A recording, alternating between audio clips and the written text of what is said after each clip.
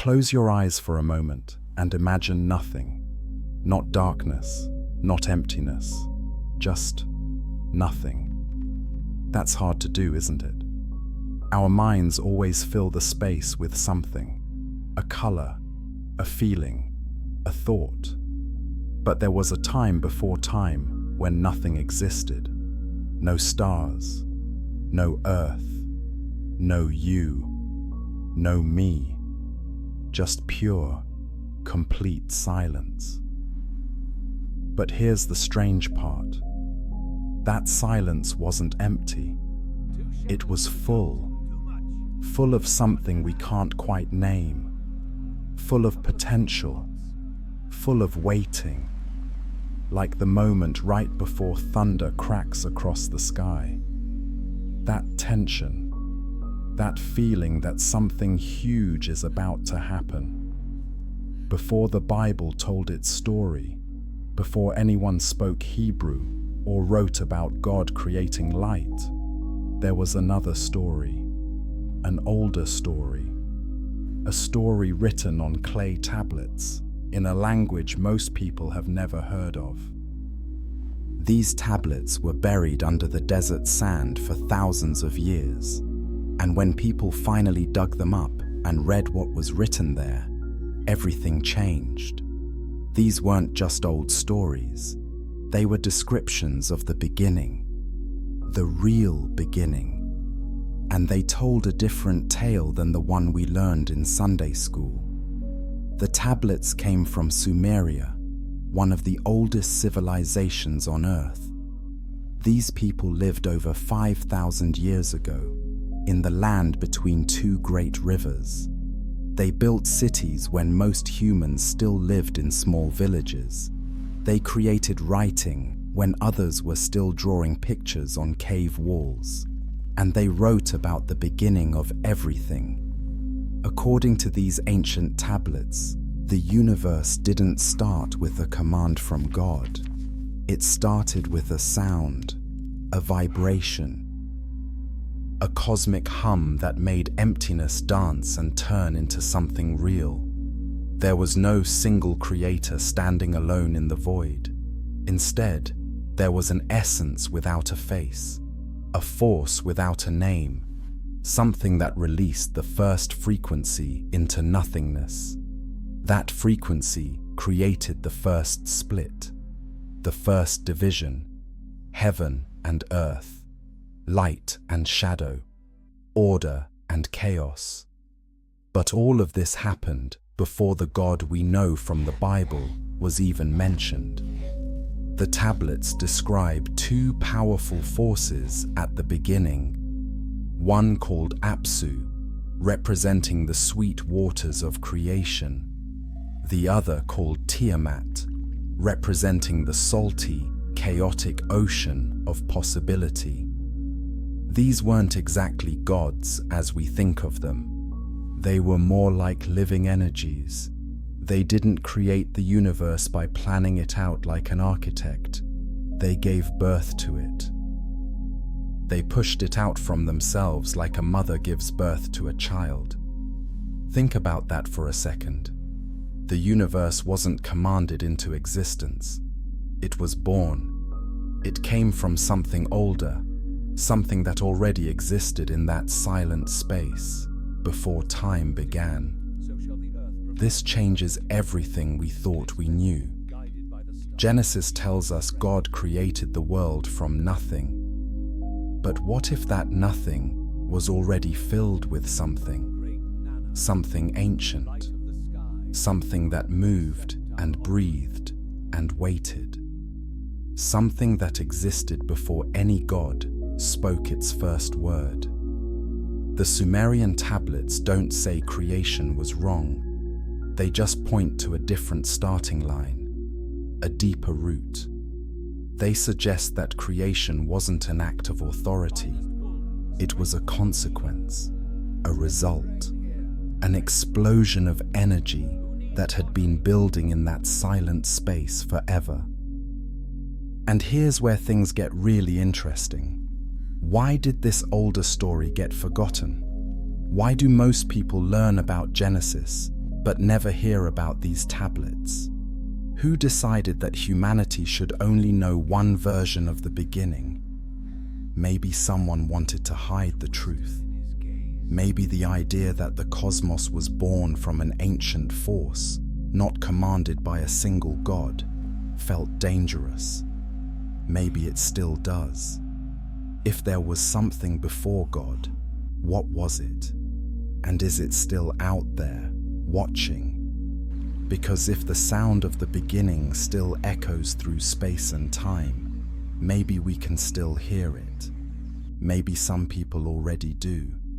Maybe that quiet voice in your head, the one that asks the big questions late at night, is actually that ancient frequency calling you home.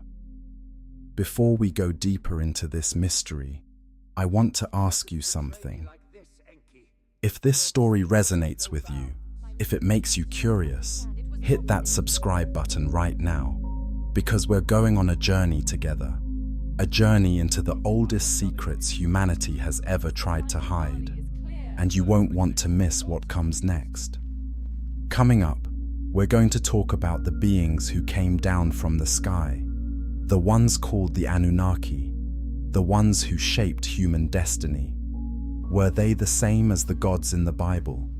And if they were, why were their names changed? Chapter 2: The Tablets That Changed Everything. In 1849, a British explorer named Austin Henry Layard was digging in the ruins of ancient Mesopotamia. He was looking for treasure, maybe some gold or ancient coins. What he found instead changed history. Buried beneath thousands of years of sand and dirt, he discovered a library. Not a library with books, but with tablets. Thousands and thousands of clay tablets covered in strange wedge-shaped marks. At first, nobody knew what they said. The language had been dead for over 2,000 years, but eventually, scholars figured it out. And when they read what was written, they couldn't believe their eyes. These tablets told stories that sounded familiar. Stories about creation, stories about a great flood, stories about gods and humans and the beginning of the world. But they were older than the Bible, much older. Some of them were written over 4,000 years ago, more than 1,000 years before the book of Genesis. How could stories from ancient Sumeria sound so similar to stories in the Bible? Were they coincidences? Or was something else going on?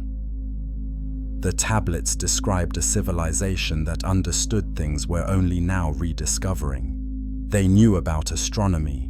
They tracked the planets and stars with incredible accuracy. They understood mathematics and law. They built massive temples and irrigation systems. And they wrote everything down. But the most important thing they wrote about was the gods. Lots of gods. Not just one, but a whole council of them.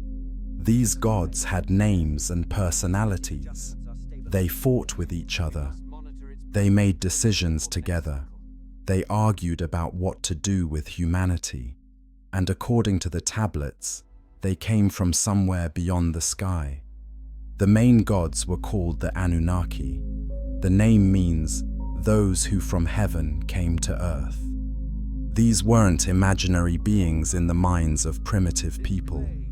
The tablets describe them as real, physical entities who walked the earth, built cities, and taught humans how to live. Now here's where things get controversial. The Bible also talks about beings who came from heaven, but in the Bible, they're usually called angels, or, in the original Hebrew, something else entirely. The Hebrew word is Elohim, and here's the twist. Elohim is a plural word. It means gods, plural, not God, singular. Yet every English Bible translates it as singular. In the beginning, God created the heavens and the earth. But the original Hebrew says, "In the beginning, Elohim plural created the heavens and the earth."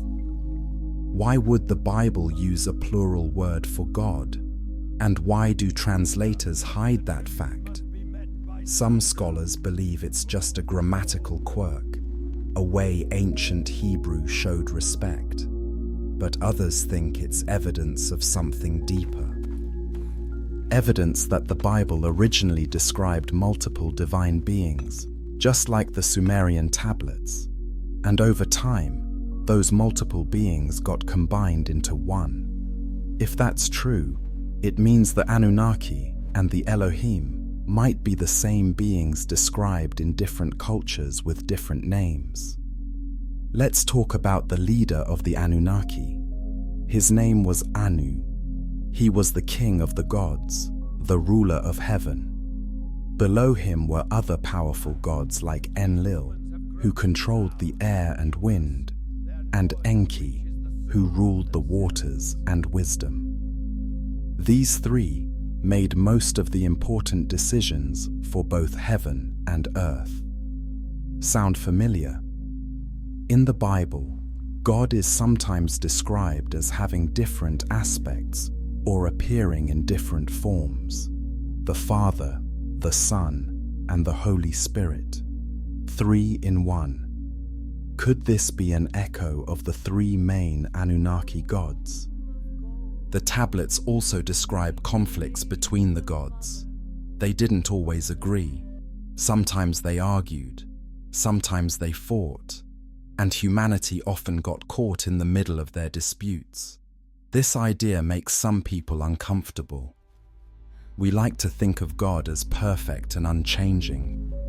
But what if the divine realm has always been more complex than that? What if there's a council in heaven, making decisions, debating, sometimes disagreeing? There's actually evidence of this in the Bible too.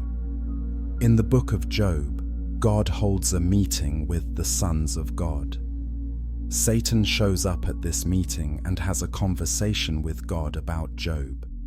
This isn't one God talking to himself. This is a council, a gathering. In Psalm 82, God stands in the assembly of the gods and passes judgment. Multiple gods, an assembly, just like the Sumerian tablets describe. So why did later religious traditions try to hide this? Why merge all these divine beings into one single God?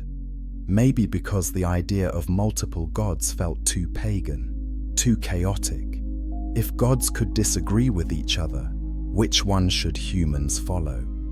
It's much simpler to have one God with one clear message, one authority, one truth.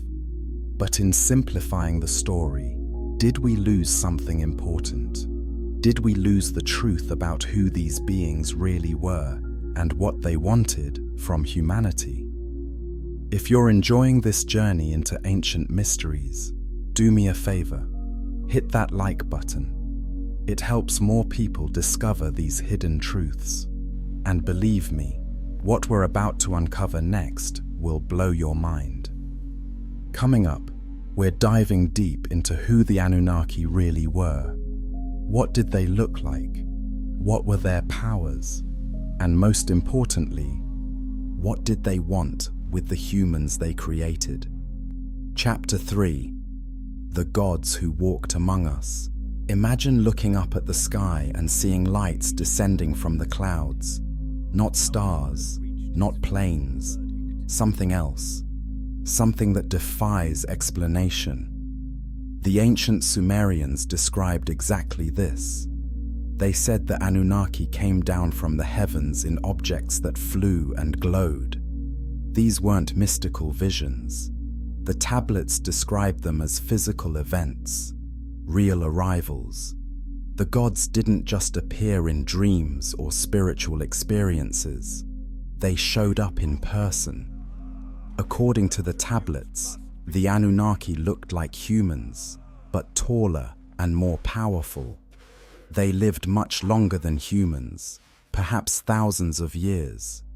To ancient people who only lived 30 or 40 years, these beings must have seemed immortal. The Anunnaki had technology that seemed like magic. They could create light without fire. They could move massive stones with ease. They understood the movements of the planets and stars. They knew things that humans wouldn't figure out for thousands of years. But here's the most important part. The Anunnaki didn't come to Earth just to visit. They came with a purpose. According to the tablets, they came looking for gold. Now, you might think that's strange. Why would advanced beings from the sky need gold? But gold isn't just pretty metal. It has unique properties. It doesn't rust or corrode. It conducts electricity perfectly. Modern technology uses gold in computers and spacecraft. Perhaps the Anunnaki knew something about gold that made it valuable for reasons we're only beginning to understand. The tablets say the Anunnaki mined gold from the earth. At first, they did the work themselves. But mining is hard, dangerous work, even for gods. So they started complaining. They wanted someone else to do the hard labor. That's where humans come in. The leader of the gods, Enlil, didn't want to create humans. He thought it was too risky. Giving consciousness to a new species could lead to problems. But his brother Enki disagreed. Enki was the scientist of the gods, the clever one, the one who loved experimentation. Enki proposed a solution. Take a primitive creature that already lived on Earth and upgrade it. Mix its essence with the essence of the gods. Create a hybrid, a worker, a servant, someone smart enough to follow orders, but not smart enough to challenge divine authority. And that's how humans were made, not from love. Not as part of a beautiful plan, but as a solution to a labor shortage. Now compare that to Genesis. In the Bible, God creates Adam from the dust of the earth and breathes life into him. It sounds poetic and beautiful, but what if that breath of life was actually genetic engineering? What if the dust of the earth was the primitive creature that already existed? And what if that divine breath was mixing DNA from the gods with DNA from Earth's early humans? The tablets are very specific about this. They describe Enki taking the essence of a young Anunnaki god and mixing it with the egg of a primitive human female. Then a goddess named Ninhursag carried the pregnancy to term. The result was the first true human, the first worker. His name was Adamu. Sound familiar? The Bible calls the first man Adam. The stories line up too perfectly to be coincidence, but the Sumerian version gives us details the Bible leaves out. It explains why humans have always felt torn between the earthly and the divine. It's because we literally are both, part animal, part God, part earth, part heaven. This hybrid nature explains so much about human psychology. Why do we dream of flying when we're bound to the ground? Why do we look at the stars and feel homesick for a place we've never been? Why do we build and create and never feel satisfied? Because we carry the DNA of the gods, but we're trapped in mortal bodies. The tablets say the Anunnaki created several versions of humans before getting it right. Early experiments failed. Some were too smart and rebelled. Some were too weak and died quickly. But eventually, they created the perfect worker. Strong enough to labor, smart enough to understand commands, obedient enough to serve. But there was a problem. Humans could reproduce, and they did. They multiplied quickly. Soon there were thousands, then millions. The gods hadn't planned for that. They thought they were creating a small workforce. Instead, they created an entire species. And as humans spread across the earth, they started learning. They watched the gods and copied them. They figured out farming and building. They developed language and art. They created their own cultures. Slowly but surely, humans became more than just workers. They became conscious beings with their own ideas and desires. This terrified some of the gods, especially Enlil. He saw humans as a mistake that was growing out of control. He wanted to wipe them out and start over.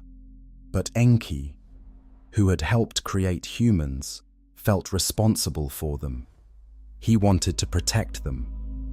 This tension between the gods, this disagreement about what to do with humanity, runs through all the ancient texts. It's not a simple story of good versus evil. It's a complex political drama playing out in the heavens with Earth as the battleground. The Bible hints at this too. In Genesis, God says, "Let us make man in our image." Us, our, plural. Who was God talking to? According to the Sumerian tablets, he was talking to the other members of the divine council, the other Anunnaki. Later in Genesis, after humans start multiplying, God says, "The man has become like one of us, knowing good and evil." Again, us. God acknowledging that humans have gained something that makes them similar to the gods. This wasn't supposed to happen. Humans were meant to be workers, not equals. But something went wrong, or maybe something went right, depending on your perspective. Before we continue with this incredible story, take a moment to leave a comment below. Tell me what you think. Were humans created by ancient gods? Is the Bible describing the same events as the Sumerian tablets? I read every comment, and I love hearing your thoughts. Coming up next, we need to talk about the war in heaven. Because according to both the tablets and the Bible, the gods didn't all agree. Some of them rebelled, some of them fell, and that rebellion changed the course of human history forever.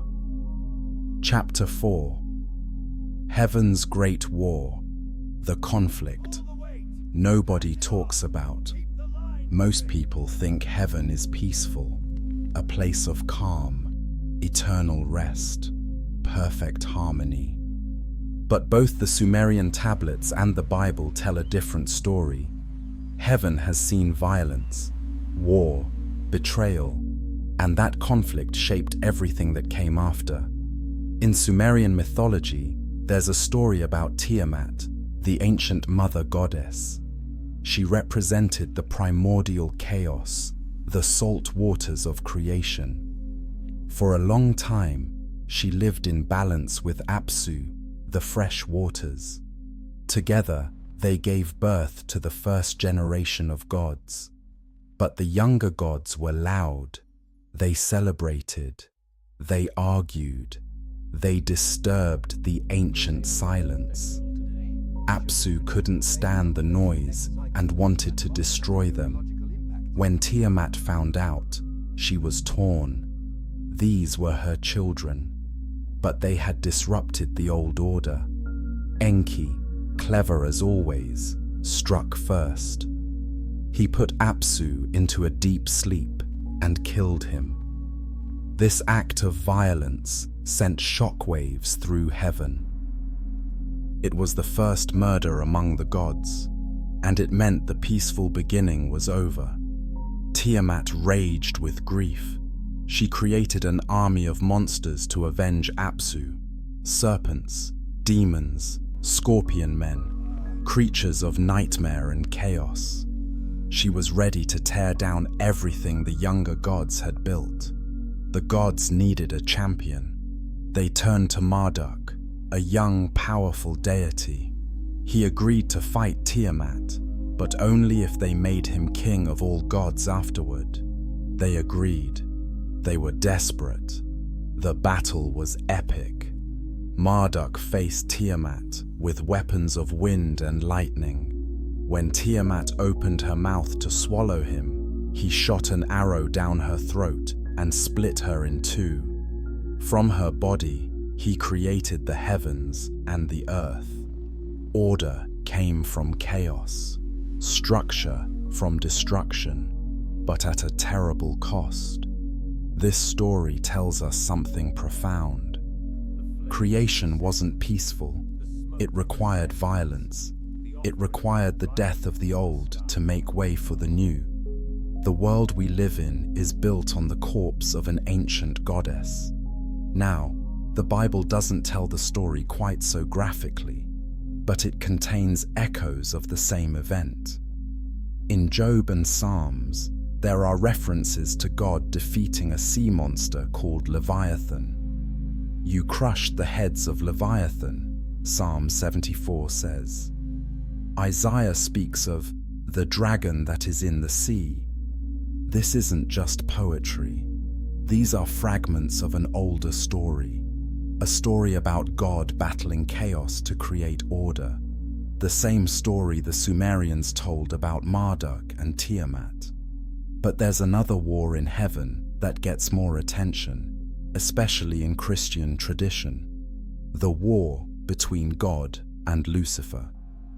According to later Christian writings, Lucifer was once the most beautiful angel. He was the light bearer, the morning star.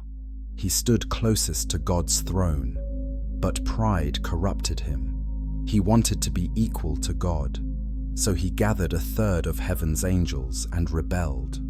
The war that followed was catastrophic. Michael the archangel led God's forces. The battle shook the foundations of heaven. In the end, Lucifer and his followers lost. They were cast down from heaven and became the demons that plague humanity. Here's the interesting part. This story isn't actually in Genesis. The fall of Lucifer is pieced together from verses in Isaiah and Ezekiel, books written much later. And those verses might not even be about Satan at all. Isaiah 14 is talking about the king of Babylon. Ezekiel 28 is about the king of Tyre.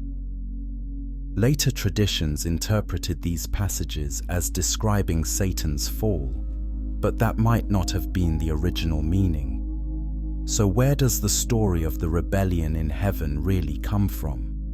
Maybe from the same source as the Sumerian tablets. Maybe Lucifer's rebellion is another version of the war between the old gods and the new.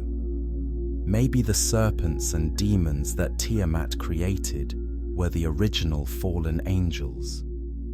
Think about it. In both stories, there's a division among the divine beings. In both stories, the rebels lose and are cast down. In both stories, these fallen beings continue to influence humanity from below. The tablets give us more details though. They explain why the rebellion happened. The Anunnaki, who were assigned to mine gold, grew tired. They worked in harsh conditions deep in the earth. They wanted relief. When their complaints were ignored, some of them rebelled. This is why Enki proposed creating humans. Humans could do the mining instead. Problem solved. Except it wasn't solved, because some of the Anunnaki started caring about humans. They taught humans things they weren't supposed to know: technology, language, mathematics, secrets of the gods. The Bible calls these rebels the Watchers. In the book of Enoch, which didn't make it into the Standard Bible but was popular in ancient times, 200 Watchers descend to earth. They see human women and find them beautiful, so they take them as wives and have children. These hybrid offspring are called the Nephilim, giants and heroes of old. God is furious. These watchers have broken the rules. They've mixed divine essence with human essence. They've taught humans forbidden knowledge. As punishment, God locks the watchers in darkness until the final judgment, and he decides humanity has become too corrupted. They need to be wiped out. This is what leads to the flood, but we'll get to that in a moment. First, think about what this means. The beings we call angels or demons or gods, they're not united. They have different opinions about humanity. Some want to help us, some want to control us, some want to destroy us, and we're caught in the middle of their conflict. This changes how we see religion. It's not a simple story of good versus evil. It's a complex political drama where different factions fight for power and humans are the pawns. The Sumerian tablets make it clear. After humans were created, the gods argued about what to do with them. Enki, who helped make humans, saw them as his children. He wanted them to thrive. Enlil saw them as servants who were getting too big for their britches. He wanted them kept ignorant and obedient. This tension explains so much. Why does knowledge feel forbidden? Why is asking questions sometimes seen as dangerous? Because there are forces that want humanity to stay in the dark, and there are other forces that want us to wake up. The serpent in the Garden of Eden, which we'll talk about soon, represents one of these forces. The question is, which side was the serpent really on? If you're finding this information eye-opening, please consider sharing this video with someone who needs to hear it. These ancient secrets have been hidden for too long. It's time for humanity to know the truth about our origins. Coming up next, we're going to explore the creation of humanity in detail. How exactly were we made? What does it mean to be created in the image of the gods? And what happened when we started asking questions we weren't supposed to ask? Chapter 5. The Creation of Humanity, a darker origin story. Let's talk about the moment you came into existence. Not you personally, but humanity. The moment when something that wasn't quite human became human. The moment consciousness dawned. The moment we became aware of ourselves. The Bible tells it simply. God formed man from the dust of the ground. He breathed into his nostrils the breath of life, and man became a living soul. It's beautiful, it's poetic, but it leaves out a lot. The Sumerian tablets fill in the blanks, and the details are disturbing. According to the tablets, the gods needed workers. The Anunnaki who were mining gold were exhausted. They were threatening to rebel. So Enki gathered the divine council and proposed a solution. Create a primitive worker, not a god, not an animal, something in between. But how do you create a new species? You need raw materials. The tablets describe Enki taking clay from the earth. This clay represented the primitive hominid that already existed, creatures that walked upright but barely had consciousness. They survived but didn't truly think. To this clay, Enki added something else. Blood from a god. Not just any god, but one who had rebelled. One who had questioned authority. His name was Geshtu-e. He was sacrificed so his blood could be mixed with the clay. Why the blood of a rebel? Here's where it gets deep. The gods wanted workers who could think enough to follow complex commands, but not so much that they'd question orders. But by using the blood of a rebel, they accidentally gave humans something dangerous: the capacity for independent thought, the spark of defiance. This is why humans have always questioned authority. It's in our DNA, literally. We carry the essence of a god who refused to obey. And no matter how much the powers that be try to control humanity, we keep breaking free. The tablets describe the creation process in detail. A goddess named Ninhursag acted as the birth mother. She took the clay mixed with divine blood and shaped it into a form. Then she placed it in her womb and carried it for 10 months. When she gave birth, the first human emerged. His name was Adamu, and he could speak, he could think, he could work. The experiment was a success, so they created more. 7 males and 7 females. These became the foundation of humanity. Now compare that to Genesis. God forms Adam from dust. He breathes life into him. That breath, that divine spark, is it so different from the blood of a god? And in Genesis 2, God puts Adam into a deep sleep and creates Eve from his rib. In the Sumerian version, they create males and females separately using the same process.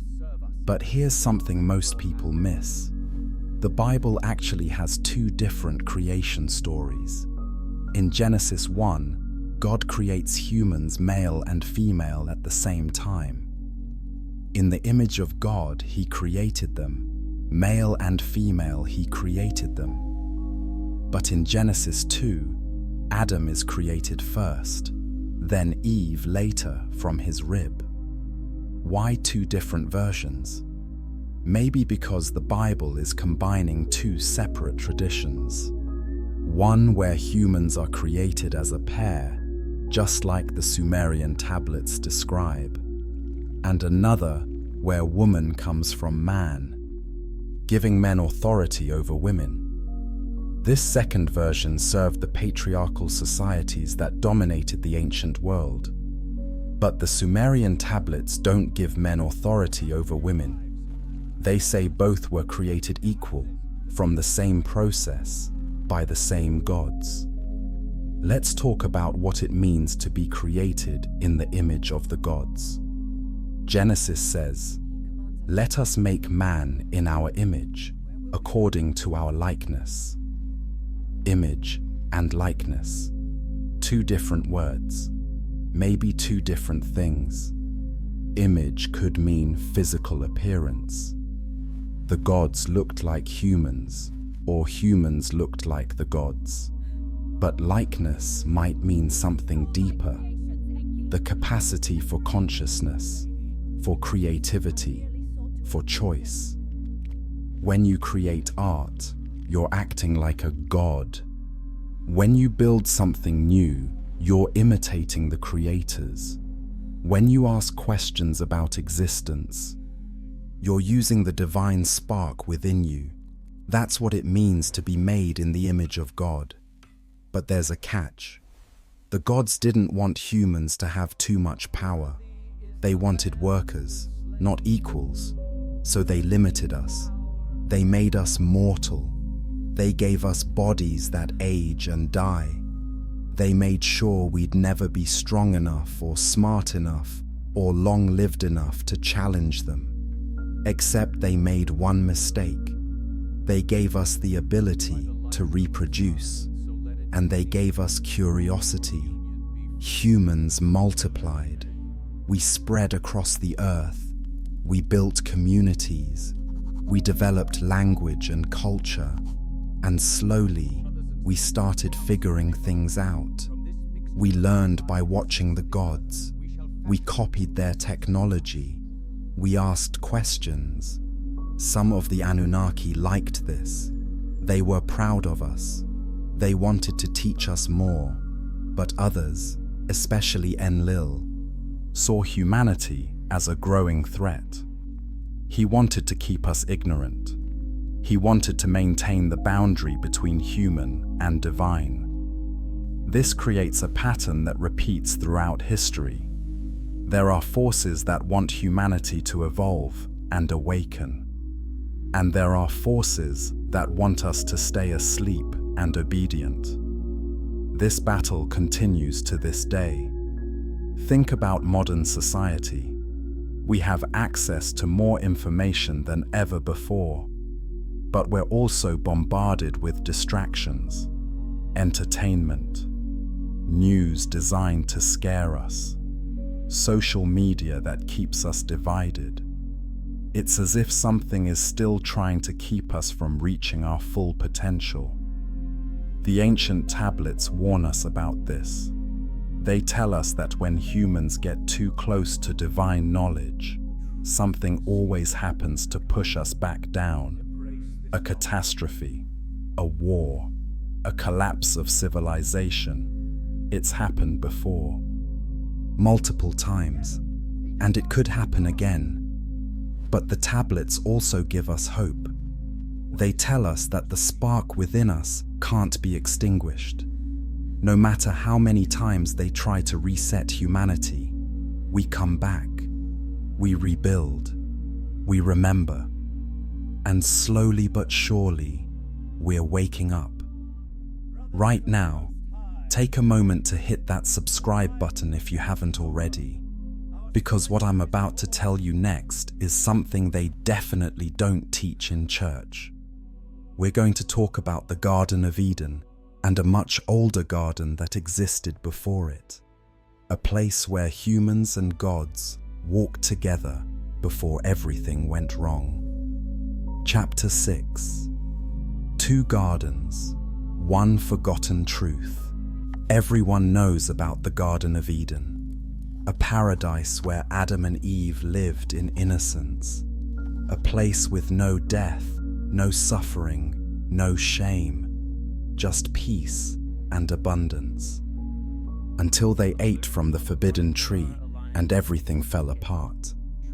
But what if I told you there was another garden, an older garden, described in texts that came before Genesis, a place called Dilmun? The Sumerian tablets speak of Dilmun as a divine paradise, a land where no one got sick, where lions didn't kill, where wolves didn't hunt sheep, a place of eternal youth and perfect peace. It was the home of the gods, a sacred space where the divine and earthly realms touched. In Dilmun, there were no rules at first. Everything simply existed in harmony. The goddess Ninhursag created this paradise as a gift for Enki. She filled it with plants that had healing powers. Each plant was special, with properties the gods valued. Enki loved Dilmun. He lived there in contentment. But as time passed, he grew curious about the plants. What did they taste like? What powers did they hold? So one by one, he started eating them, not all at once. Just a little taste here and there. Ninhursag was furious. These plants weren't meant to be eaten. They were sacred. By consuming them, Enki had violated the balance of the garden. As punishment, she cursed him. His body began to fail. Parts of him started dying. He experienced pain and sickness for the first time. The other gods panicked. Enki was too important to lose. After much pleading, Ninhursag relented. She healed him, but the damage was done. Enki had broken the rules of paradise, and things would never be the same. Now let's compare that to Eden. God creates a garden and places Adam there. The garden has many trees, including two special ones, the tree of life and the tree of knowledge of good and evil. God tells Adam he can eat from any tree except the tree of knowledge. If he eats from that one, he will die. A serpent appears and tells Eve the truth. She won't die if she eats the fruit. Instead, her eyes will be opened. She'll become like God, knowing good and evil. Eve eats. Adam eats. Their eyes are opened. They realize they're naked, and God kicks them out of the garden before they can also eat from the tree of life and live forever. The parallels are striking. A sacred garden, forbidden plants, a rule that gets broken, punishment that follows. But there are differences too, and these differences matter. In the Sumerian version, the one who breaks the rule is a god, Enki himself. He's curious and can't help himself. In the biblical version, it's humans who break the rule, but they're tempted by a serpent, which we'll talk about in detail soon. In Dilmun, the punishment is sickness and pain that can be healed. In Eden, the punishment is permanent. Death enters the world. Adam and Eve are banished. They lose access to the tree of life. They become mortal. But here's what's really interesting. Both stories are about knowledge. Enki gains something by eating the plants. It's not clear what, but there's a sense that he crossed a boundary he wasn't supposed to cross. In Eden, the fruit gives Adam and Eve the knowledge of good and evil. They become conscious of themselves in a new way. This suggests that the real forbidden thing wasn't the physical fruit. It was consciousness itself, the awareness that separates humans from animals, the ability to question and choose. Think about what happens after they eat. They realize they're naked. Why does that matter? Because they become self-conscious. They see themselves from outside themselves. They judge. They feel shame. This is the birth of the ego, the separate self. Before eating the fruit, Adam and Eve were like children. They lived in the moment. They didn't worry about the future or regret the past. They just existed. But after eating, they became adults. They had to think and plan and worry. They knew they would die someday. That knowledge changed everything. So was the serpent evil for offering them this knowledge? Or was the serpent a liberator, freeing them from ignorance? And here's another question that should make you uncomfortable. Why didn't God want them to have this knowledge? If knowing good from evil is so important, why keep it from them? Was God protecting them? Or was God keeping them in a state of permanent childhood where they couldn't question his authority? The Sumerian story of Dilmun doesn't have a villain. Enki makes a mistake out of curiosity. Ninhursag gets angry, but eventually forgives. The story is more about the cost of knowledge than about sin and punishment. But in Genesis, there's a clear sense that something terrible has happened. Humanity has fallen. We've been separated from God. We're now on the outside looking in. Unless that's not what really happened. Unless the fall wasn't a fall at all, but a step forward. A necessary leap into consciousness. Maybe we weren't meant to stay in the garden forever. Maybe we were meant to leave, to explore, to create, to become. Both gardens represent the same thing. A state of unconscious bliss that can't last. A moment of innocence that must end for growth to begin. The question is whether we see that ending as a tragedy or as a transformation. The ancient tablets suggest transformation. They tell us that humans needed to leave the garden to become what we were meant to be. Not servants, not children, but conscious beings with the power to choose our own path. Before we continue, I want you to do something. Leave a comment and tell me your thoughts. Do you think eating the fruit was a sin or an awakening? Was the serpent evil or helpful? These questions matter because they shape how we see ourselves and our relationship with the divine. Coming up next, we need to talk about that serpent in detail, because the serpent isn't what you've been told. The serpent has a much older identity, and when you discover what it really represents, everything changes. Chapter 7. The Serpent's Real Identity.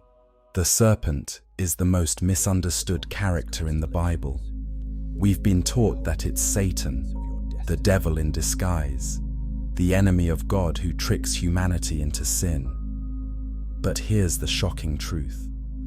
The Bible never says the serpent is Satan. That idea was added much later.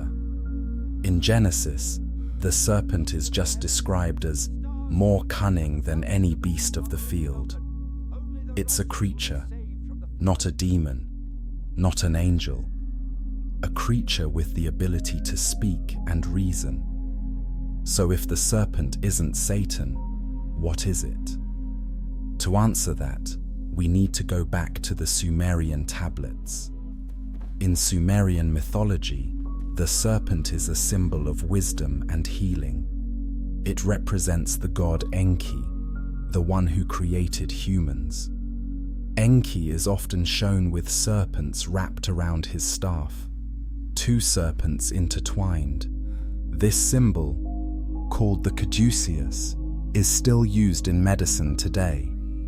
Enki was the god of knowledge, magic, and the deep waters of wisdom. He was clever and rebellious.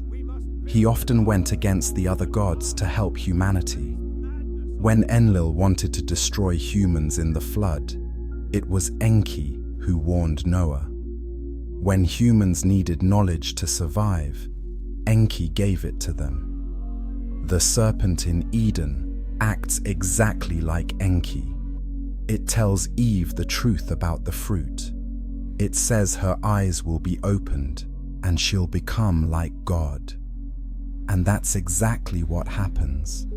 The serpent doesn't lie. God is the one who told Adam he would die if he ate the fruit. But Adam doesn't die that day. He lives for hundreds of years according to the Bible. So the serpent told the truth, and God told something that sounds like a lie. That reverses everything we've been taught.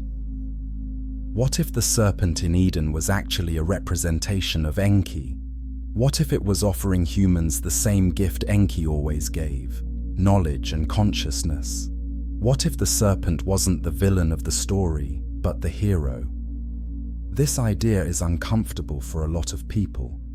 It challenges the foundation of Christian theology, but it's supported by the ancient texts and by a careful reading of Genesis itself. Think about what the serpent offers: not wealth, not power, not pleasure, knowledge. The ability to know good from evil, to be conscious, to choose. That's not what a demon offers. That's what a teacher offers. Later religious traditions needed a villain for their theology to work. They needed to explain why humans suffer, why the world is full of pain. So they took the serpent and turned it into Satan. They said the serpent was the devil from the beginning, lying and deceiving. But that interpretation comes from hundreds of years after Genesis was written. The book of Revelation, written almost 1,000 years later, is the first to directly connect the serpent with Satan. It calls Satan that ancient serpent. But Revelation is using symbolic language about spiritual forces, not giving historical facts about the Garden of Eden. In many ancient cultures, serpents were positive symbols. In Egypt, the serpent on the pharaoh's crown represented divine authority. In Greece, the serpent was associated with Asclepius, the god of healing. In Hinduism, serpents called Nagas are wise spiritual beings. Even in the Bible, Moses is told to make a bronze serpent and hold it up to heal people. The serpent represents transformation. Snakes shed their skin and are reborn. They move between the earth and the underground. They're connected to hidden wisdom, to things beneath the surface. When you understand this, the story of Eden transforms. It's no longer about humans failing a test. It's about humans taking the first step toward becoming conscious beings. The serpent is the guide who shows them the way. And here's something that should shake your understanding even more. In some Gnostic texts, ancient Christian writings that weren't included in the Bible, the serpent is literally described as Christ, as a divine figure who came to free humanity from ignorance. These texts say the God who created the world and wanted to keep humans ignorant was actually an evil or lesser deity, and the serpent was sent by the true God to liberate humanity.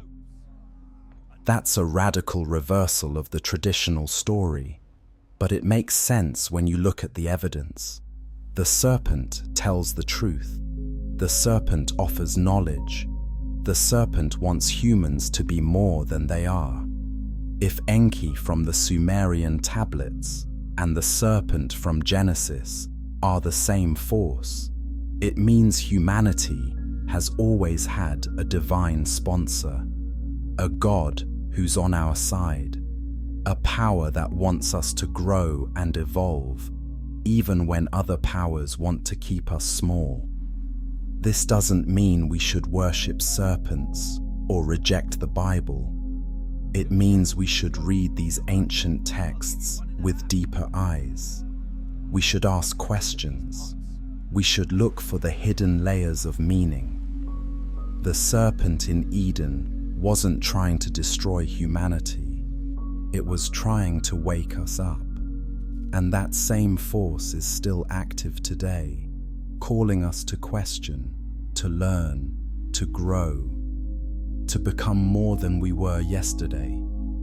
If this is making you think differently about stories you've heard your whole life, hit that like button. These insights are transformative, and they need to be shared. Help me get this message to more people who are ready to see the truth. Coming up, we're going to talk about the Great Flood. Both the Bible and the Sumerian tablets describe this catastrophic event, but their explanations for why it happened are very different. And when you understand the real reason for the flood, you'll see our world in a whole new light. Chapter 8. The Flood that Erased Our Memory. Water rising, endless rain, a whole world drowning. The story of Noah's flood is one of the most famous in the Bible. God sees that humanity has become wicked. He regrets making them. So he decides to wipe them out and start over. Only Noah and his family survive, along with pairs of animals they save on the ark. But this story didn't originate in the Bible. The Sumerian tablets tell the same story thousands of years earlier. And their version reveals something the Bible leaves out: the real reason for the flood. In the Sumerian account, the flood hero isn't named Noah.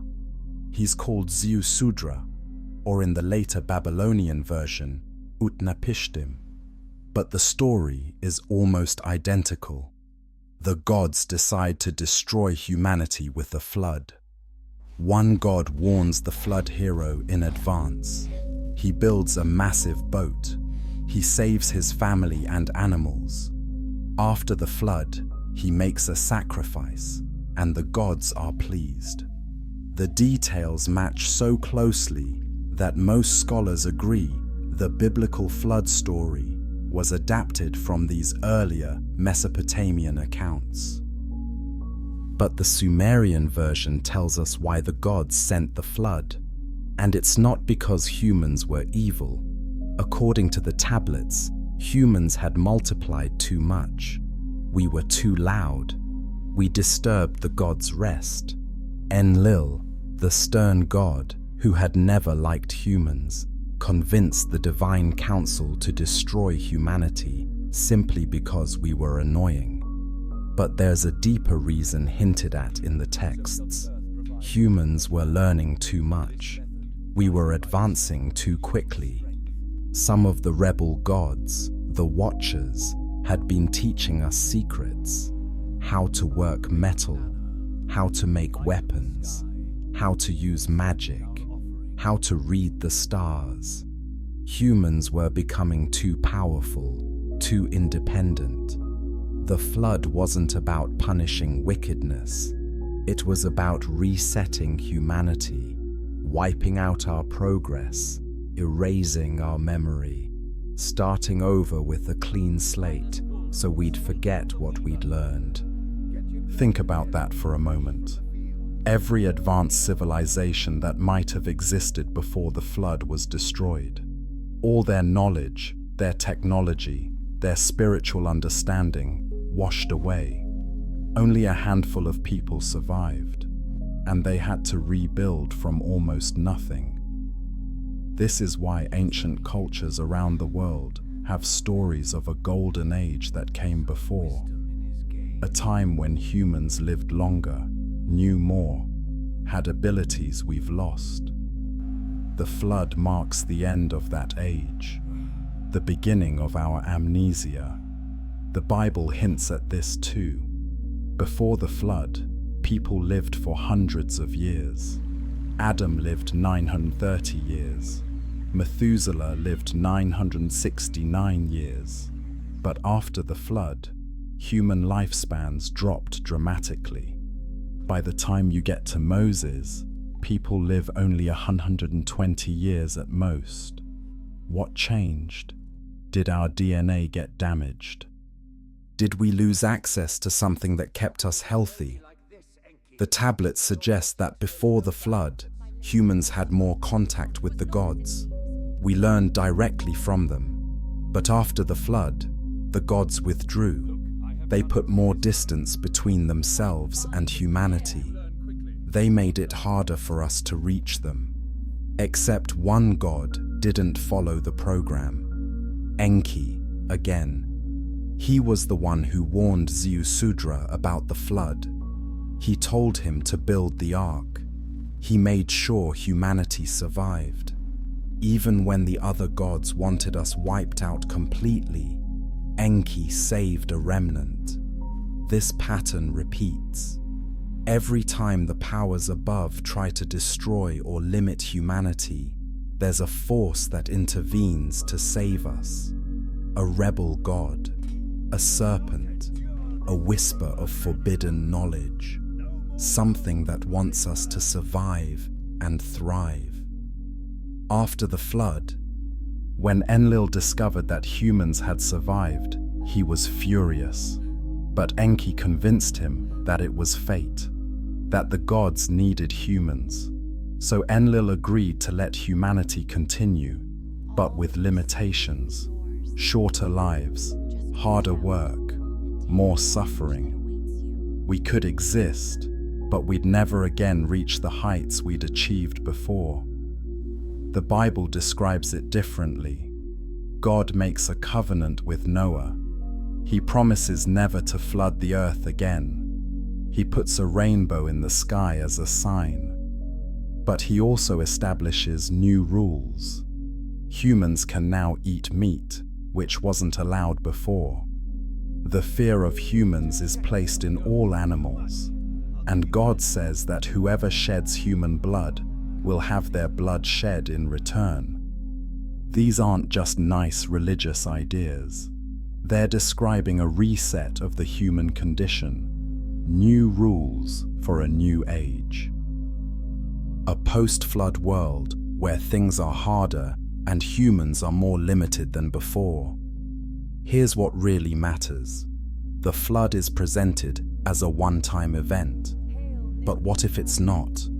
What if the flood is a symbol for something that happens repeatedly throughout history? Archaeological evidence shows that many ancient civilizations were wiped out suddenly.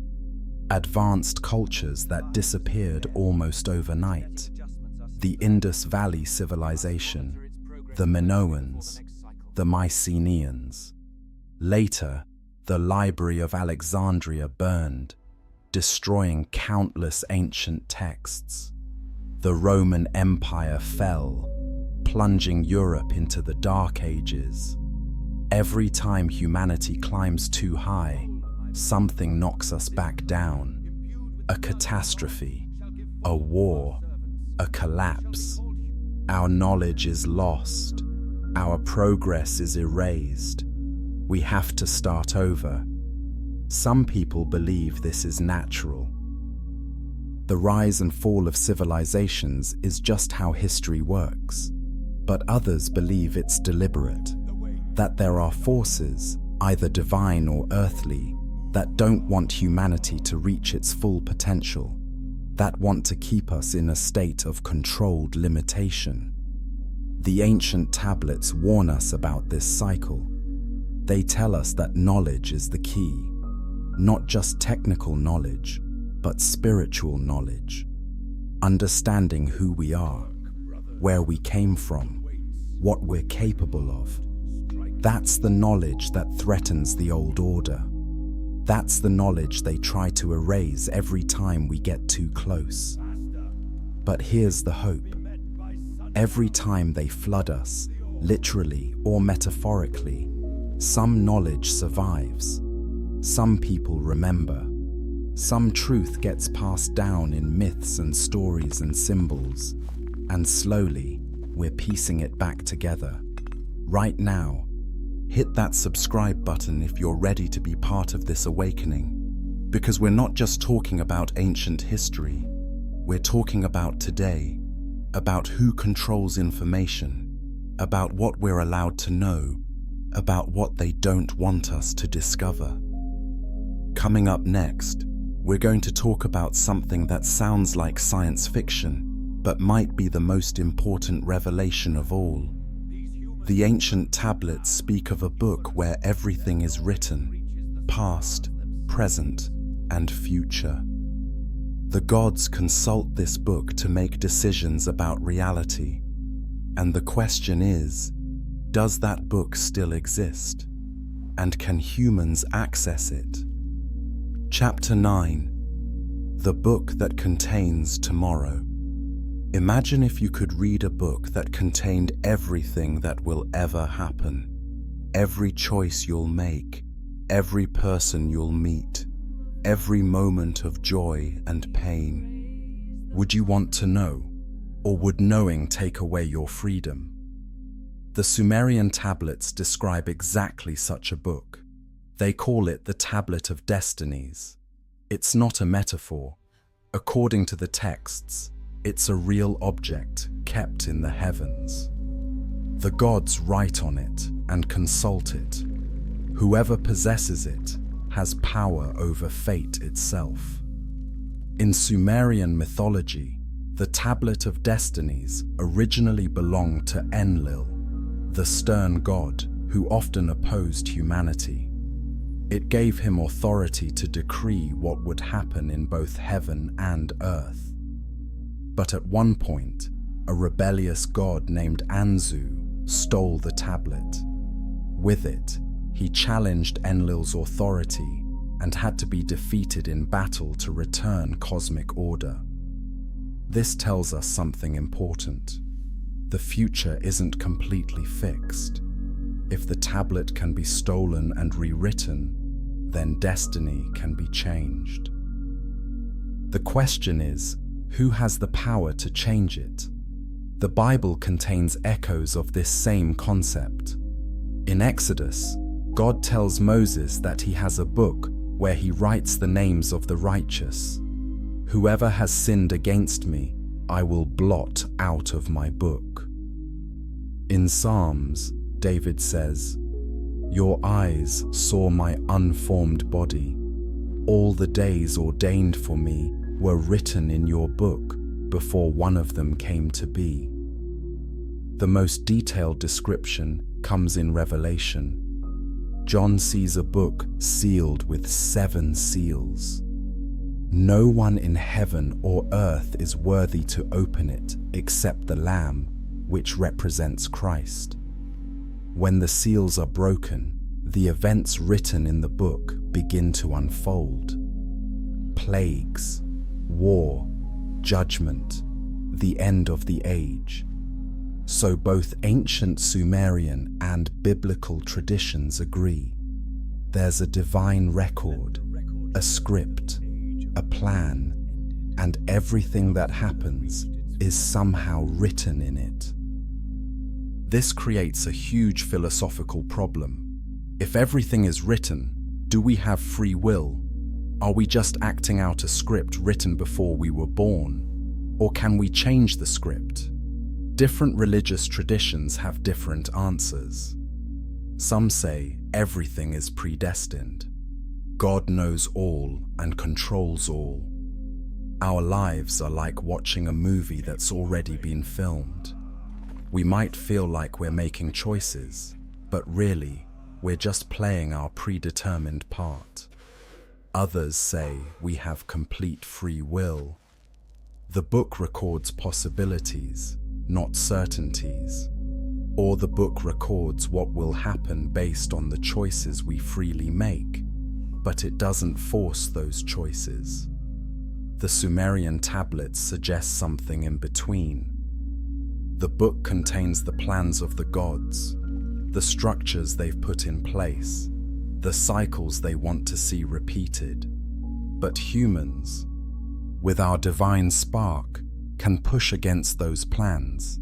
We can create new outcomes. We can rewrite portions of the script.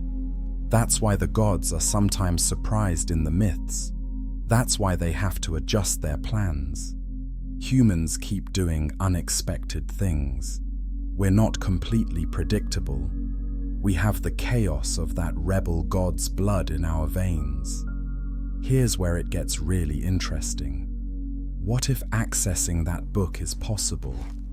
What if certain humans have found ways to read it? Throughout history, there have been prophets and seers, people who claim to see the future. Are they tapping into something real? Are they glimpsing the divine script? In ancient times, priests would perform rituals to receive visions. They'd interpret dreams and signs. They'd study the stars because they believed the movements of planets were connected to the tablet of destinies. As above, so below. What's written in the heavens manifests on earth. This is the origin of astrology, which was once a sacred science. The Sumerians were master astronomers. They tracked planetary cycles with incredible precision. They believed that by understanding these cycles, they could understand the will of the gods. They could see what was coming and prepare for it. The Bible condemns astrology and fortune-telling. It says only God knows the future, and humans shouldn't try to access that knowledge. But why? If God has a plan, why wouldn't He want us to know it? Unless the prohibition isn't about protecting us, but about controlling us, keeping us in the dark about our own destiny.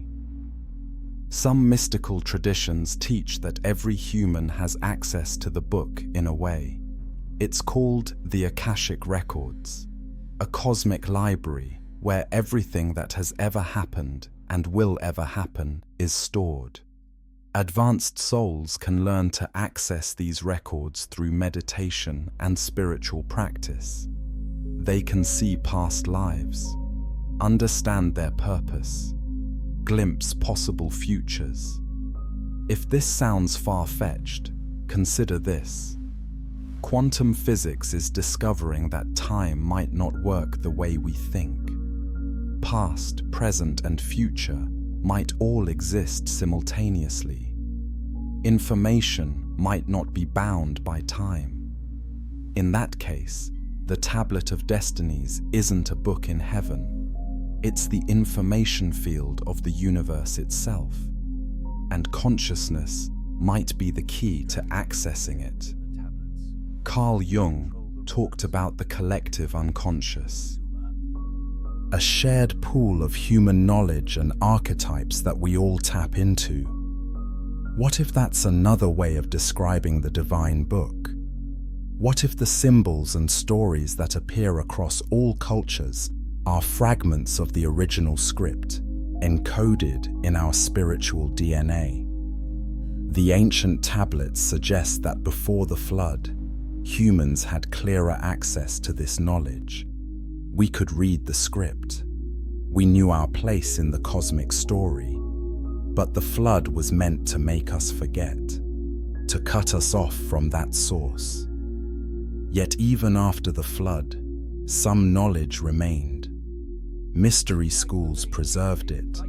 Secret societies guarded it. Sacred texts encoded it in symbols. And now, in our time, more people than ever are waking up to these truths. The internet is like a crude version of the Akashic records, all human knowledge accessible to anyone. Of course, it's mixed with noise and lies, but the potential is there. We're rebuilding the library that was burned. We're relearning how to read the script. And maybe that's what they're afraid of. Maybe that's why there's so much censorship and control of information. Because when humans remember who we are and what we're capable of, the old order can't hold us back anymore. Take a moment right now to leave a comment. Tell me, do you believe in fate or free will? Do you think your life is predetermined, or do you create it as you go? These questions have no easy answers, but thinking about them opens doors in consciousness. Coming up next, we need to talk about language and sound, because according to both the Bible and the Sumerian tablets, words aren't just communication. Words have power. The right sound spoken in the right way can alter reality itself, and that's a secret they definitely don't want you to know. Chapter 10. The sacred sound that creates reality. In the beginning was the Word. That's how the Gospel of John starts. Not, in the beginning was God, but, in the beginning was the Word. The Word was with God. The Word was God. And through the Word, all things were made. This isn't just beautiful poetry. It's describing something profound about the nature of reality. Language creates. Sound shapes. Words have power. The ancient Sumerians understood this deeply. Their tablets describe something called the Me, which translates roughly as divine decrees or sacred formulas. These weren't just ideas. They were vibrational patterns. Sounds that, when spoken correctly, could change physical reality.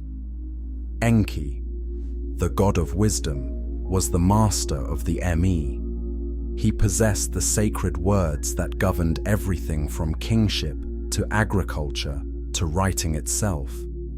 These words were so powerful that other gods tried to steal them from him. In one story, the goddess Inanna gets Enki drunk and tricks him into giving her some of the Me. When he sobers up and realizes what he's done, he tries to take them back, but it's too late. The power has been transferred. This tells us that knowledge in the form of words and sounds can be stolen, transferred, and used. It's not just information, it's actual power. In the Bible, God creates through speaking. God said, "Let there be light," and there was light. He doesn't think light into existence. He doesn't craft it with his hands. He speaks it. The sound of his voice brings form out of formlessness. When Adam is created, one of his first tasks is to name the animals. God brings every creature to Adam to see what he will call them. Whatever the man called each living creature, that was its name. This might seem like a simple task, but it's actually about power. To name something is to have authority over it, to define its essence, to call forth its nature. In Hebrew, the language of the Bible, each letter has a numerical value and an energetic meaning. Words aren't arbitrary. They're built from sacred mathematics. The name of God itself, written as YHWH in Hebrew, was considered so powerful that priests would only speak it once a year in the Holy of Holies. Speaking it incorrectly could bring death. Why would a name be dangerous? Because it's not just a label, it's a frequency. A vibration that connects directly to the being or force it represents. To speak the name of God is to invoke divine presence, to call reality itself into the room. Many ancient cultures understood this. In Egypt, knowing the true name of a god gave you power over that god. In fairy tales and myths, names have magical properties. Rumpelstiltskin loses his power when his name is discovered. In many traditions, shamans and priests have secret names that they don't share because to speak someone's true name gives others power over them. The Tower of Babel story takes on new meaning with this understanding. The Bible says that all humanity spoke one language. They came together to build a tower to reach the heavens. God saw this and said, if they can do this while speaking one language, nothing they plan to do will be impossible for them. So God confused their language. Suddenly, no one could understand each other. The project fell apart. The surface reading is about human pride and God's punishment, but the deeper meaning is about the power of unified language. When everyone speaks the same words with the same understanding, they can literally accomplish anything. Language creates shared reality. It builds consensus. It focuses collective will. The confusion of languages at Babel wasn't about stopping a building project. It was about limiting human potential. As long as we can't communicate perfectly, as long as we're divided by language, we can't unite our consciousness into a force that could challenge the divine order. But what was that original language? The one everyone spoke before Babel? Some mystical traditions say it was a language of pure sound, not arbitrary words like we use now, but tones and frequencies that directly corresponded to the fabric of reality. Each sound had a specific effect.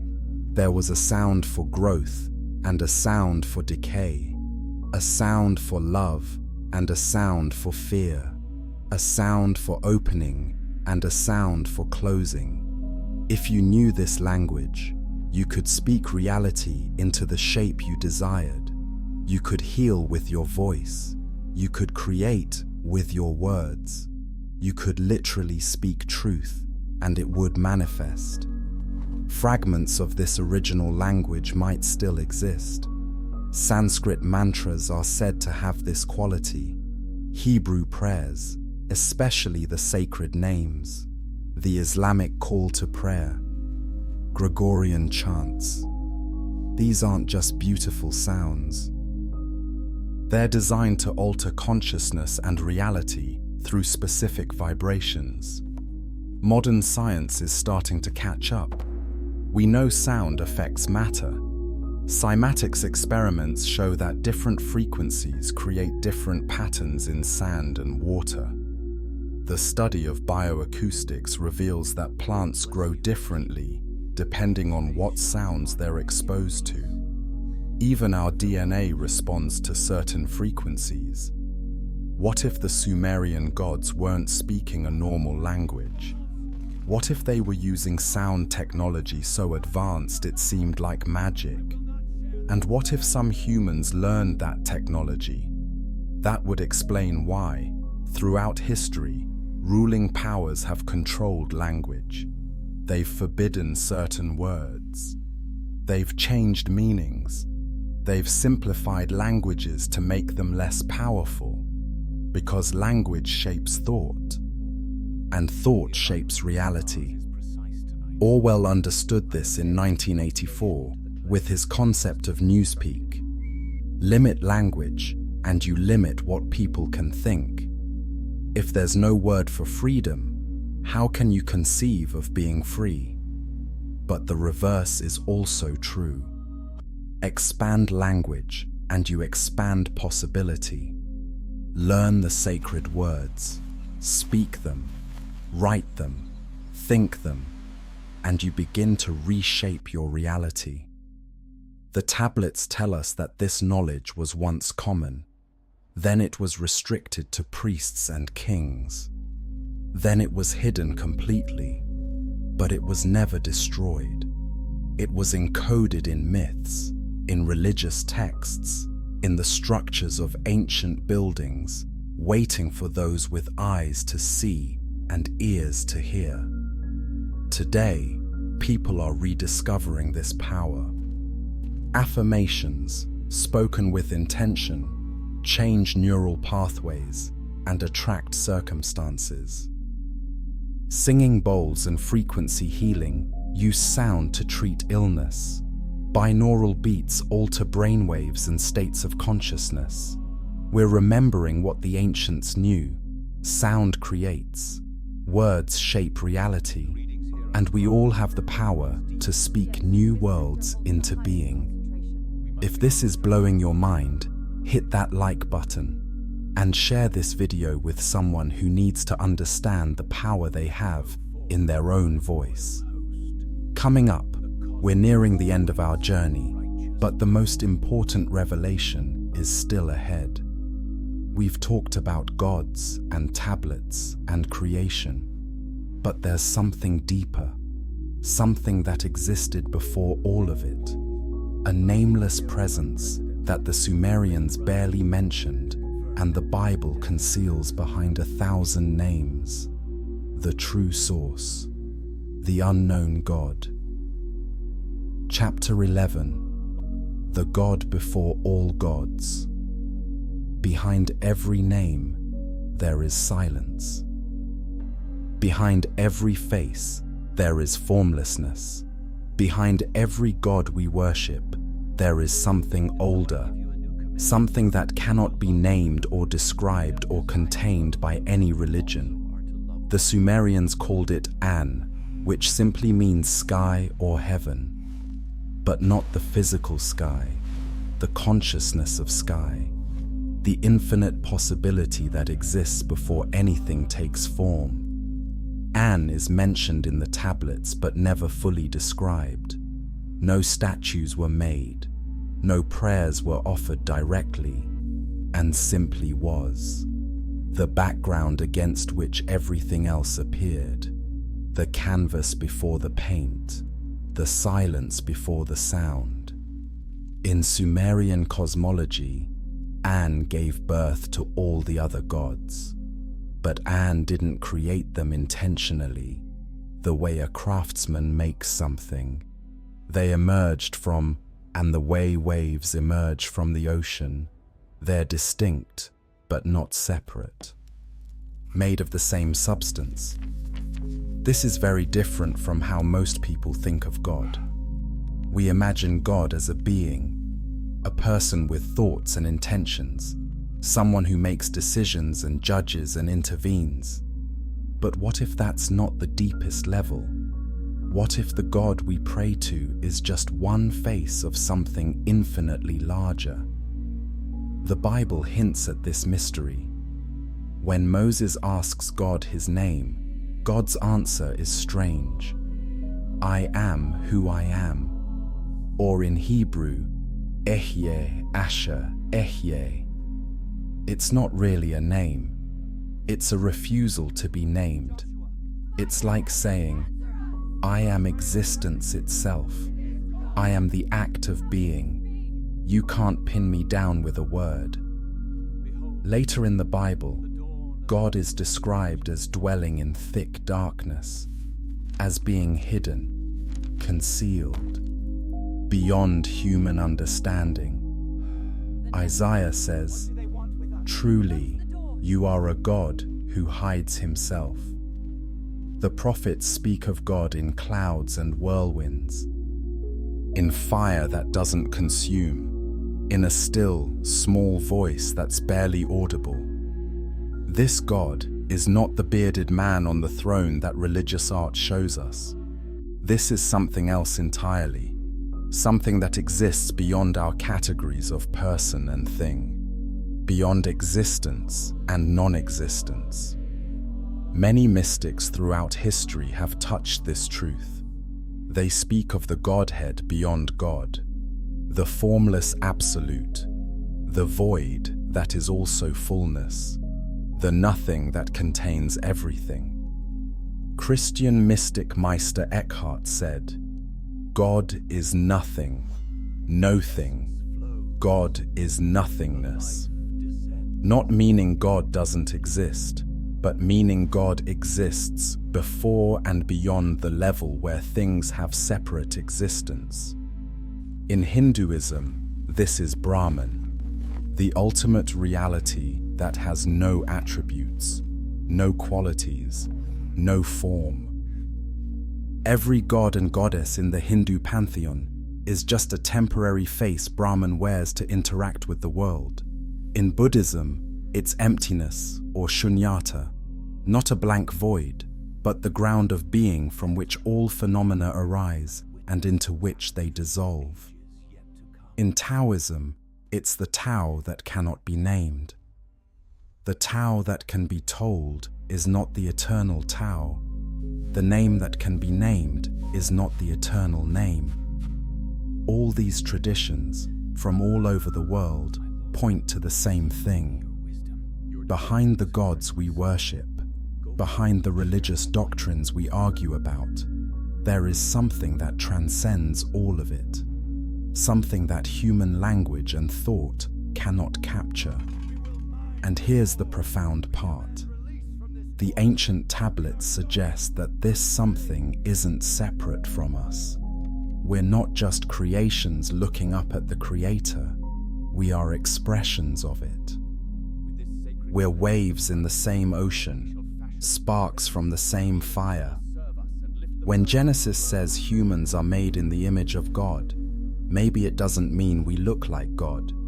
Maybe it means we share the same essential nature, the same divine consciousness, the same creative power. But we've forgotten this. We think we're small, limited, mortal, powerless. We look outside ourselves for God. We build temples and churches to house the divine. We create rituals to approach something we think is far away. The secret teaching, the one encoded in the Sumerian tablets and hidden in the Bible, is that God is not far away. God is the deepest part of your own being, the awareness behind your thoughts, the consciousness that witnesses your life. When you sit in silence and all the noise of the mind settles, what remains? Who is aware of the silence? That awareness, that presence, that I am, that's not separate from the divine source. It is the divine source experiencing itself through your particular form. This is why the serpent in Eden told the truth. You will be like God, not in the future, not as a reward, but as a revelation. You already are. You just don't know it yet. Eating the fruit of knowledge was the first step of remembering. Leaving the garden was the journey of discovering what you truly are. All the suffering and struggle and searching is the process of awakening to the truth that was always there. The gods, the Anunnaki, the Elohim, they're real, but they're not the ultimate. They're intermediary forces, beings with more power than us, but still limited, still playing their parts in the cosmic drama.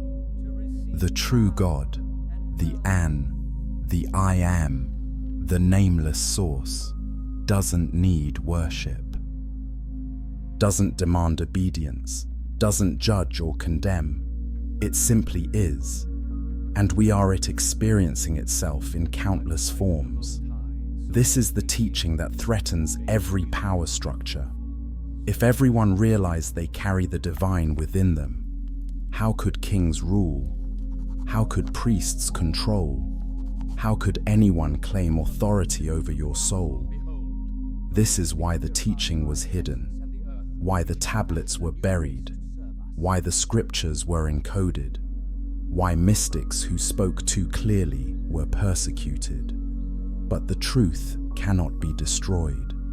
It can only be forgotten temporarily. And now, in this time, the memory is returning. More people are waking up. The veil is thinning. The old lies are becoming transparent. Before we close this journey with one final chapter, I need to ask you something. Subscribe to this channel if you haven't already. Because the journey doesn't end here. There's so much more to discover, so many more secrets to uncover, and I'll be here, diving deep into these mysteries, bringing you the knowledge that changes everything. Coming up in our final chapter, we're going to tie it all together. What does this mean for you, for your life, for humanity's future? How do we take these ancient secrets and use them to transform ourselves and our world? Chapter 12. The Truth. We've been searching for. We've traveled far together, from the silence before creation to the chaos of the flood, from the Anunnaki in the sky to the serpent in the garden, from forbidden knowledge to the nameless God behind all names. But now, at the end, we must ask, what does this mean for us today, here, now? The ancient tablets and the Bible aren't just history books. They're maps, they're instruction manuals. They're trying to tell us something about who we are and what we're capable of. Here's what I believe they're saying. You are not a mistake. You are not a fallen creature doomed to suffer because of ancient sin. You are a hybrid being, part earth and part divine. You carry within you the potential for transcendence, and that potential scares those who want to control you. Throughout history, there have been forces that want humanity to stay small, to remain ignorant, to accept suffering as our natural state. These forces use fear and guilt and division to keep us manageable. But there have also been forces, sometimes appearing as gods, sometimes as teachers, sometimes as rebels, that want us to wake up, to remember. to claim our birthright as conscious creators. The battle between these forces continues today. It's not happening in some distant heaven. It's happening in your mind every day. One voice tells you you're limited, you're not enough, you should obey, you should conform, you should accept the world as it is. Another voice whispers that you're capable of more, that you can grow, that you can question, that you can create change. That voice is the serpent. It's Enki. It's the divine spark within you refusing to be extinguished. Which voice will you listen to? The knowledge in the ancient tablets isn't meant to replace your beliefs. It's meant to expand them, to add depth and context, to show you that the spiritual truths humanity has sought have always been here, encoded in different languages, passed down through different traditions, but pointing to the same reality. You have a choice. You can go back to sleep. You can close your mind to these possibilities. You can stick with simple answers and comfortable beliefs. There's no shame in that. The journey of awakening is hard. Or you can keep going, keep questioning, keep learning, keep peeling back layers of conditioning and belief until you reach the core, until you find the truth that lives in your own heart. If you choose that path, here's what you'll discover. The gods are real, but they're not all powerful. The Bible is true, but not in the way you were taught.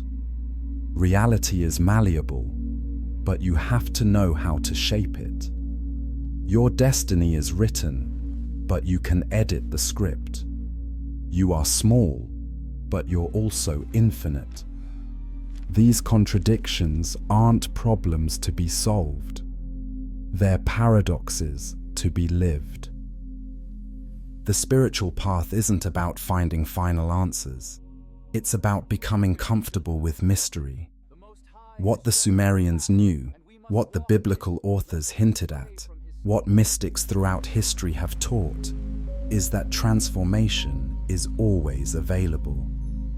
The fall can be reversed, not by going back to the garden, but by going forward, through the fire, through the flood, through the forgetting, until you remember on a deeper level. You are the inheritor of ancient wisdom. You carry in your DNA the memory of the gods and the resilience of the earth. You are the meeting point of heaven and earth, the place where spirit and matter merge. And your task, should you accept it, is to become conscious of this, to integrate it, to live it, to create from it. The old world is ending. The control systems are crumbling. The lies are being exposed. We're in a time of great transition, and those who have done the inner work, who have questioned and learned and grown, they will be the ones who lead humanity into what comes next. This is why these ancient secrets are being revealed now, not as trivia, not as entertainment, but as preparation, as activation, as a call to remembering. Thank you for taking this journey with me. Thank you for your open mind and your courageous heart. Leave a comment and let me know what resonated with you, what challenged you, what you want to explore next. Hit that like button if this video changed something in you. Subscribe so you don't miss the next journey, and share this with someone who needs to hear it. These truths are meant to spread. They're meant to wake people up, and you can be part of that awakening. The tablets were buried for thousands of years, but they were never lost. They were waiting for the right time, waiting for people ready to understand. That time is now. Those people are you. The journey continues. The search goes on. But now you know. You're not searching for something outside yourself. You're remembering something you've always known. You're becoming what you've always been. Welcome home.